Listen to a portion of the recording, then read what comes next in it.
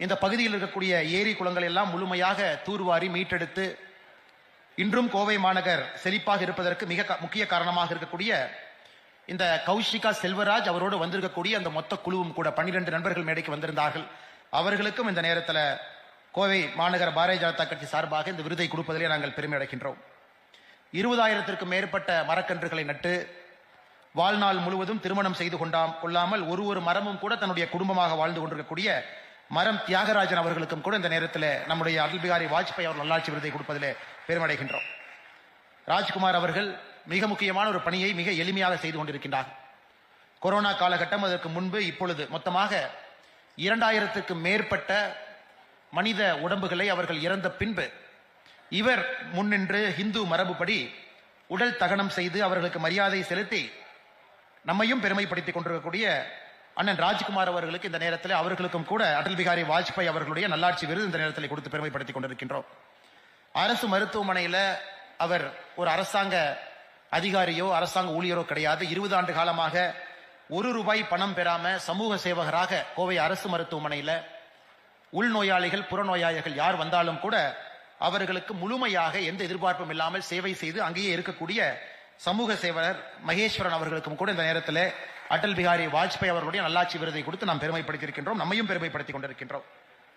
கடைசியாக 80 வயது district education officer இப்பொழுது 2 புத்தகத்தை எழுதியிருக்கின்றார். 2வது புத்தகமாக பாரத பிரதமர் நரேந்திர மோடி ஒரு யுக புருஷன் விஸ்வகுரு என்கின்ற தலைப்பில் இந்த புத்தகத்தை வெளியிட்டிருக்கக்கூடிய ஐயா TS சுப்பிரமணியம் அவர்களையும் கூட இந்த நேரத்தில் நெஞ்சார்ந்த என்னுடைய நல்வாழ்த்துக்களை ஐயாவுக்கு தெரிவித்துக் கொள்கின்றேன்.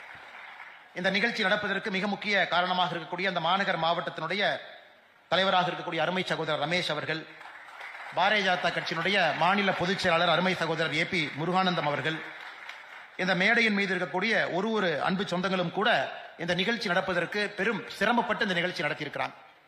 நேற்று இரவு முடிவு செய்தார்கள், தமிழகத்தில் சென்னை, கோயம்புத்தூர், இன்னும் பெரிய நகரத்தில் அடல் பிகாரி வாஜ்பாய் அவருடைய விழாவை நல்லாட்சி விருது வழங்கக்கூடிய விழாவாக நடத்த வேண்டும் என்று 24 மணி நேரத்திற்குள்ள இந்த 6 நபர்களை கண்டுபிடித்து அவர்களை இங்கே கொண்டு வந்து நம்மை எல்லாம் அழைத்து இந்த நிகழ்ச்சி நடப்பதற்கு மிக முக்கிய காரணமாக இருக்கக்கூடிய இந்த மாநகர மாவட்டத்தினுடைய பொதுச் செயலராக இருக்கக்கூடிய அருமை சகோதரர் மதன் அவர்கள், சகோதரர் சுதாகர் அவர்கள், சகோதரி பிரீத்தி லட்சுமி அவர்களுக்கும் கூட இந்த நேரத்தில் என்னுடைய வாழ்த்துக்களை தெரிவித்துக் கொள்கின்றேன்.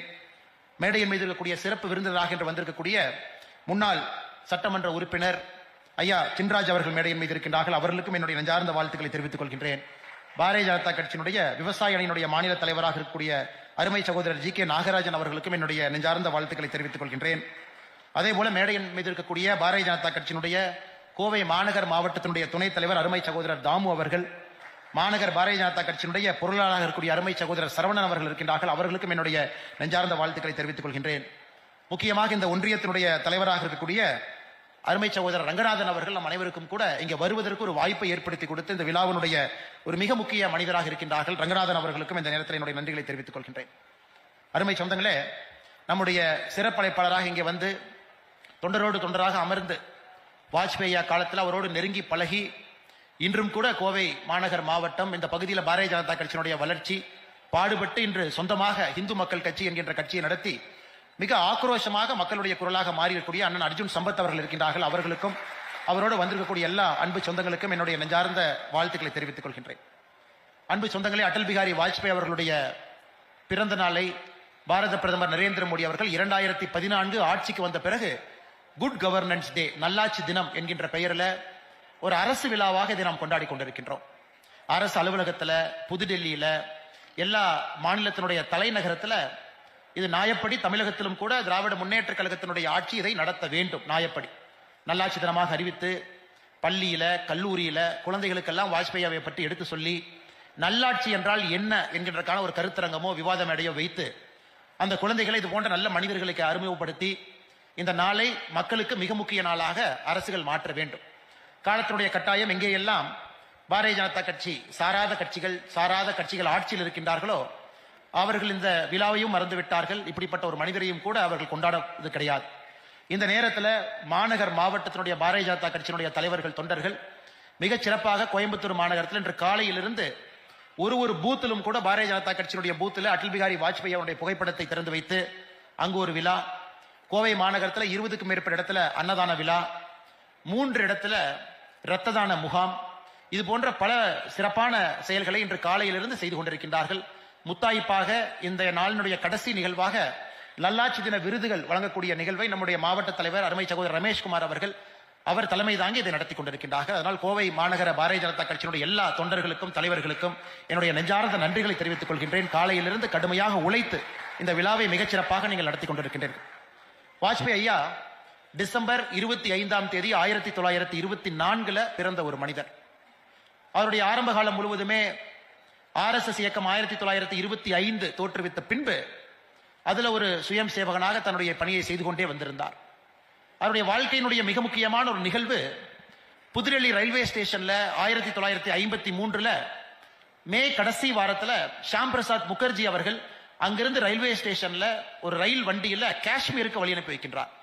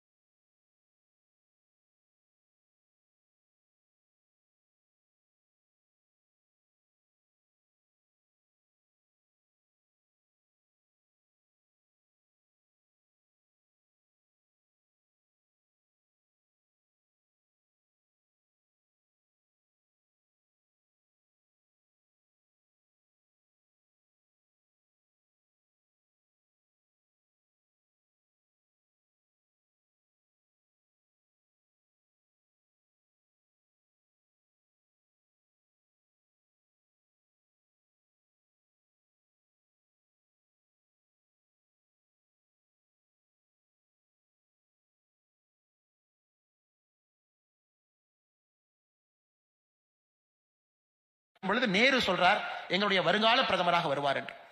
அதன் பிறகு வாஜ்பாய் அவர்கள் பிரதமராக வருவதற்கு நீண்ட நெடிய பாதையில தான் வந்தார். அவ்வளவு எளிதாக அவருக்கு அந்த பிரதமர் நாற்காலி என்பது கிடைக்கவில்லை. அதற்கு முன்பு ஒரு அரசியல் கட்சி, அந்த கட்சியை இன்னொரு கட்சியோடு இணைக்க வேண்டிய நிர்பந்தம், அந்த இன்னொரு கட்சியில் இணைத்த பிறகு 1977 எமர்ஜென்சிக்கு பிறகு ஜனதா கட்சியாக மாறி அதன் பிறகு மறுபடியும் ஒரு பெரிய பிரச்சனை உள்ள 1980 புதிய ஒரு கட்சி ஆரம்பிக்க வேண்டிய நிர்பந்தம். மும்பையில 1980 பாரதிய ஜனதா கட்சி ஆரம்பிக்கப்பட்ட பொழுது அதனுடைய முதல் மனிதராக அங்கே இருந்து மும்பையில பாரதிய ஜனதா கட்சி ஆரம்பிக்கப்பட்ட பொழுது தூணாக நின்றவர். அதனால் இதை கடந்த ஆண்டு நம்முடைய பாரத பிரதமர் நரேந்திர மோடி அவர்கள் அவருடைய 100வது பிறந்த நாள் விழாவில் அவருக்கு புகழாரம் சூட்டும் பொழுது பிரதமர் சொன்னாங்க, வாஜ்பாய் அவர்களுக்கு நடந்த கொடுமை இந்தியாவில் யாருக்குமே நடந்திருக்காது. தான் பார்த்து வளர்ந்த தலைவர் மர்மமான முறையில் கொல்லப்பட்டார். அதன் பிறகு அரசியலுக்கு வர்றாங்க, ஒரு கட்சியில இருக்காங்க, அந்த கட்சியை ஆட்சிக்கு கொண்டு வர வேண்டும் என்கின்ற விருப்பத்தில் வேலை பார்க்கிறாங்க. காலத்தினுடைய சூழ்நிலை எமர்ஜென்சிக்கு பிறகு தன்னுடைய கட்சியை இன்னொரு கட்சி நினைக்க வேண்டிய நிலைமை, அதையும் பொறுத்துக்கிட்டாரு. 3 ஆண்டுகள் கழித்து இணைத்த கட்சியிலிருந்து வெளியே வர வேண்டிய கொடுமை, அதையும் பொறுத்துக்கிட்டாரு. 1980 புதிதாக பாரதிய ஜனதா கட்சி உருவாக்குறாங்க. ஐயா LK அத்வானி அவர்களோடு சேர்ந்து, பெரிய பெரிய தலைவர்களோடு சேர்ந்து. அதன் பிறகு நடந்த தேர்தல், முதல் தேர்தல் 1984 அடல் பிகாரி வாஜ்பாய் அவர்களே அந்த தேர்தலில் போட்டியிட்டு தோல்வியை தழுவுகின்றார். இதெல்லாம் பிரதமர் அவர்கள் கடந்த ஆண்டு தன்னுடைய புகழஞ்சலில் குறிப்பிடுறாங்க. ஆனால் வாஜ்பாய் அவர்களை பொறுத்தவரை தோல்வியிலிருந்து வெளியே வந்த ஒரு சாதனையாளர் என்பதை நாம் மறந்துவிடக் கூடாது என்று நம்முடைய பாரத பிரதமர் நரேந்திர மோடி அவர்கள் எழுதியிருந்தார், புகழாரம் சூட்டியிருந்தார். அப்படிப்பட்ட எல்லாத்தையும் பார்த்தாங்க. 1960 எங்களுடைய வருங்கால பிரதமர் என்று நேரு சொன்ன பிறகு அவர் பிரதமர் நாற்காலிக்கு வருவதற்கு அதன் பிறகு 36 ஆண்டுகள் தேவைப்பட்டது. 1996 பிரதமர் நாற்காலியில வெறும் 13 நாட்கள் மட்டும் அமர்ந்தார், வெறும் 13 நாள். அதன் பிறகு இரண்டாவது முறையாக 1998, 99 13 மாதங்கள் அமர்ந்தார். முதல் முறை 13 நாள், இரண்டாவது முறை 13 மாதங்கள். ஒரு முக்கியமான கட்சி தேசிய ஜனநாயக கூட்டணிக்கு கொடுக்கப்பட்ட ஆதரவை வாபஸ் பெற்ற பொழுது கூட்டணி நிலை தடுமாறி கீழே விழுந்து விட்டது. அப்பொழுது பாராளுமன்றத்தில் அடல் பிகாரி வாஜ்பாய் அவர்கள் பேசிய பேச்சு அரசியல் இருக்கக்கூடிய ஒரு மனிதனும் கூட பார்க்க வேண்டிய ஒரு பேச்சு. பாராளுமன்றத்தில் தன்னுடைய ஆட்சி 13 மாதத்திற்கு பிறகு நிலை தடுமாறி கீழே விழுந்த பொழுது ஒரு முக்கியமான இந்திய அரசியல் கட்சி தன்னுடைய ஆதரவை வாபஸ் பெற்ற பிறகு வாஜ்பாய் அவர்கள் சொன்னார், இன்னைக்கு நானும் திருட்டுத்தனம் பண்ணி குதிரை பேரம் பண்ணி இந்த ஆட்சியை நிலைச்சு வச்சு நிக்கலாம், அதற்கு நான் தயாராக இல்லை. இந்த ஜனநாயகத்தை படுகொலியில் தள்ளுவதற்கு நான் தயாராக இல்லை. மறுபடியும் தேர்தலை சந்தித்து மறுபடியும் பிரதமராக இந்த சபைக்கு வருவேன் என்று சீறிவிட்டு மறுபடியும் 99 தேர்தல் நடத்தப்பட்ட பொழுது தேசிய ஜனநாயக கூட்டணி வெற்றி பெற்று அடல் பிகாரி வாஜ்பாய் அவர்கள் 24 கட்சிகளோடு, ஒரு கட்சி 2 கட்சி இல்லைங்க, 24 கட்சிகளோடு ஒரு கூட்டணி ஆட்சியில அன்னைக்கு அமர்ந்தார், நம்முடைய பிரதமராக இருந்தார். மரியாதைக்குரிய இன்றைய இந்தியாவுடைய துணை குடியரசுத் தலைவர் அருமையனன் சிபி ராதாகிருஷ்ணன் அவர்கள் அந்த காலகட்டத்தில் கோயம்புத்தூர் மக்கள், இங்கு இருக்கக்கூடிய நம்முடைய அன்பு சொந்தங்கள், அவரை பாராளுமன்ற உறுப்பினராக வெற்றி பெற செய்து அந்த 1999 வாஜ்பாயினுடைய அரசுக்கு கோயம்புத்தூர் மக்களும் ஆதரவு கரம் நீட்டி இங்கிருந்து பாராளுமன்ற உறுப்பினராக அண்ணன் சிபிஆர் அவர்கள் அனுப்பி வைத்தார். அந்த 5 ஆண்டு காலம் எல்லோரும் எதிர்பார்த்தார்கள், 5 ஆண்டு காலம் இந்த ஆட்சி நிற்காது. 24 கட்சிகள் கூட்டணியில் இருக்க எப்படி ஒரு நாள் ஆட்சி நடத்த முடியும் என்று 24 கட்சிகளையும் சமாளித்து கூட வச்சு, வாஜ்பாய் அவர்களை பொறுத்தவரை இந்திய மக்களுக்கு முதலாக ஒரு செய்தியை சொல்வதற்கு துடித்துக் கொண்டிருந்தார். காங்கிரஸ் இல்லாத ஒரு கூட்டணி இந்தியாவிலே 5 ஆண்டு காலம் ஆட்சியை முடித்து காட்ட வேண்டும் என்பது அவருடைய தலையில எப்போதுமே இருந்துச்சு. நிறைய பேர் இன்னைக்கு நம்ம சொல்றோம், அன்னைக்கு 1999 திராவிட முன்னேற்ற கழகத்தோடு கூட்டணி வைத்தார்கள் பாரதிய ஜனதா கட்சி.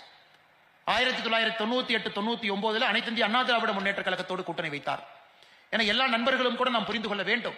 அன்னைக்கு வாஜ்பாய் முன்பு இருந்த மிகப்பெரிய சவால் காங்கிரஸ் தேர்தல் பிரச்சாரம் செய்யும் பொழுதெல்லாம் காங்கிரசுக்கு ஓட்டு போட்டா மட்டும்தான் நிலையான ஆட்சி கொடுக்க முடியும் என்று தேர்தல் பிரச்சாரம் செய்வார். ஆனா வாஜ்பாய் அவர்கள் அதை ஒரு முறை முறியடித்து காட்ட வேண்டும், ஒரு முறை நிலையான 5 ஆண்டு கால ஆட்சி கொடுக்க வேண்டும் என்கின்ற அடிப்படையில் மிக வெற்றிகரமாக 5 ஆண்டு காலம் தேசிய ஜனநாயக கூட்டணி 1999 2004 அந்த ஆட்சியை முடித்து காண்பித்தாங்க. அப்படிப்பட்ட அற்புதமான ஒரு அரசியல்வாதி. நமக்கு தெரியும், ஒரு பிரதமராக நாற்காலியில் அமரும் பொழுது அவருடைய வயது யோசிச்சு பாருங்க. பிரதமராக நாற்காலியில் அமரும் பொழுது 72 வயது. ஒரு மனிதன் சின்ன வயசுல இருந்து அரசியல், சின்ன வயசுல இருந்து சங்க பொறுப்பு, 28 வயசுல தேர்தல் அரசியலுக்கு வந்துட்டாரு. வெற்றிகள் தோல்விகள் எல்லாத்தையும் பார்த்திருக்காரு. 1984 பாரதிய ஜனதா கட்சியினுடைய முதல் தேர்தலில் 2 பேர் தான் ஜெயிச்சாங்க. ஒருங்கிணைந்த ஆந்திர பிரதேசத்திலிருந்து ஒரு தலைவர் PV நரசிம்மராவ் அவங்களை தோக்கடிச்சுட்டு அவங்க எம்பியா போனாங்க. குஜராத்ல இருந்து ஒருத்தர், 2 பேர் தான் இந்தியால எம்பி.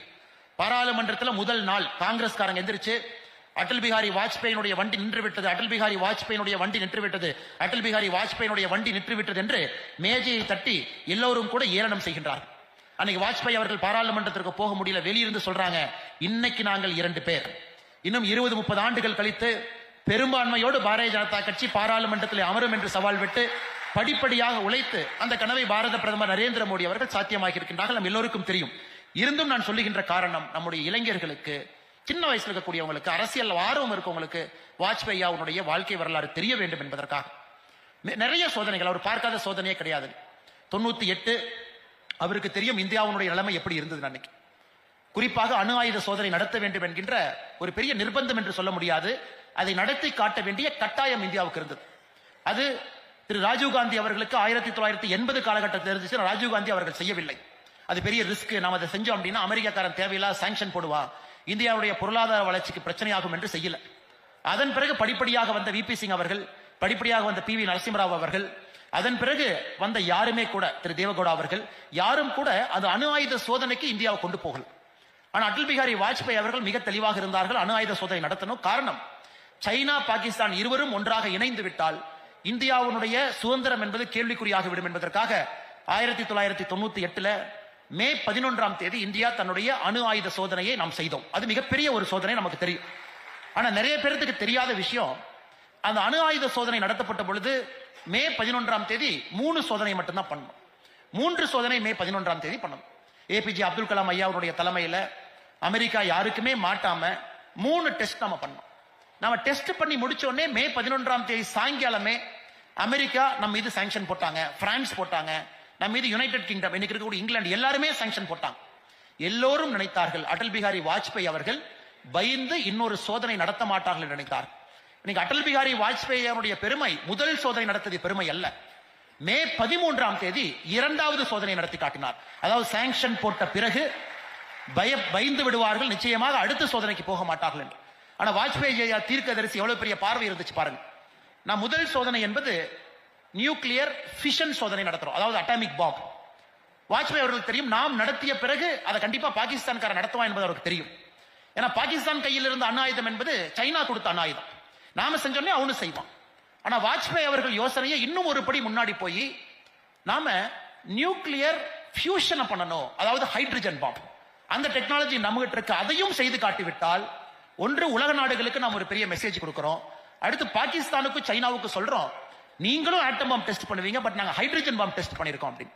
அதனால் மே 11ஆம் தேதி நடத்தப்பட்ட 3 சோதனை, அதன் பிறகு நம் மீது பொருளாதார சாங்ஷன் எல்லாம் போடப்பட்ட பிறகு ஒரு தைரியமான ஒரு தலைவர் யாருக்கும் பயப்படாம மே 13ஆம் தேதி 2 சோதனை நடத்தினார். அதான் இந்திய சரித்திரத்துல மிக முக்கியமான சோதனை. ஹைட்ரஜன் டெஸ்ட் பண்ணார். மொத்தம் 5 சோதனை. யாருக்குமே பயப்படல. அந்த மனிதனுக்கு அன்னைக்கு ஆட்சி எப்பொழுது வேண்டுமானாலும் கவிழலாம் என்கின்ற அபாயம். ஆனால் நாடு முதன்மையானது, இந்த நேரத்தில் அணு ஆயுத சோதனை முதன்மையானது என்பதற்காக மே 13ஆம் தேதி அந்த 2 சோதனை நடத்திய பிறகு உலக நாடுகள் எல்லாம் இந்தியாவின் மீது பாய்ந்தது. டெக்னாலஜி டிரான்ஸ்பர் கொடுப்பதை தடை பண்ணாங்க, விசா பிரச்சனை பண்ணாங்க, அமெரிக்காவுக்கு யாரும் வர முடியாது, நாங்க எல்லோரையும் புன்முறுவலோடு கடந்து அதே அமெரிக்கா 6 மாதம் கழித்து இந்தியாவின் மீது போட்ட தடையை வாபஸ் திரும்ப பெற்றுக் கொண்டார். இன்னைக்கும் அதே தான் நரேந்திர மோடி அவர்கள் பார்த்துக் கொண்டிருக்கின்றார். இந்தியாவின் மீது திரு ட்ரம்ப் அவர்கள் வரித்திருக்கக்கூடிய வரியும் கூட நரேந்திர மோடி அவர்கள் பார்த்துக் கொண்டிருக்கின்றார்கள். அதுவும் இதே நிலைமை தான் நடக்கும். இன்னும் கொஞ்ச நாள்ல அமெரிக்கா அதை வித்ட்ரா பண்ணத்தான் போறாங்க. அது வாஜ்பாய் அவர்கள் அதை மிக திறமையாக கையாண்டு 6 மாதம் கழித்தது. அது ஒரு அவருடைய வாழ்க்கையில மிக முக்கியம். அவருடைய வாழ்க்கையில பாகிஸ்தானோடு ஒரு அமைதியை கொண்டு வர வேண்டும் என்பதற்காக தீவிரமா முயற்சித்தாங்க. டெல்லியிலிருந்து லாகூருக்கு பஸ் பயணத்தை துவக்கி வச்சாங்க. அதையெல்லாம் செய்யும் பொழுது பாகிஸ்தான் தன்னுடைய குரூரமான புத்தியில இந்தியாவின் மீது படையெடுப்பு நடத்துவதற்கான எல்லா ஆயத்தையும் செய்து கொண்டிருந்தார்கள். அவர் கையை கொடுத்தாரு, ஆனா கண்ணத்தில் அடிச்சாங்க. ஒரு கண்ணத்திலே பாகிஸ்தான் அடித்த பொழுது பாகிஸ்தானுக்கு 2 கண்ணத்திலே பலார் என்று அலைந்தோம். அது நம்முடைய 1998 கார்கில் வெற்றி. அதுவும் கூட வாஜ்பாய் ஐயாவுடைய காலகட்டத்தில் மிக முக்கியமான ஒரு சம்பவம், நம்முடைய நாட்டினுடைய பெருமையை, நாட்டினுடைய இறையாண்மையை காப்பாற்றியது. 99 2004 வாஜ்பாய் ஐயாவை பொறுத்தவரை மிக முக்கியமான 5 ஆண்டு காலம் நம்முடைய பொருளாதார வளர்ச்சிக்கு ஒரு ஊன்றுகோலாக நின்றார். நீங்க யோசிச்சு பாருங்க, 99 இந்தியாவில் pixel line telephone, mobile phone, அதாவது லேண்ட்லைன் மொபைல் போன் 2-3% மட்டும்தான் மக்கள் இருந்தது.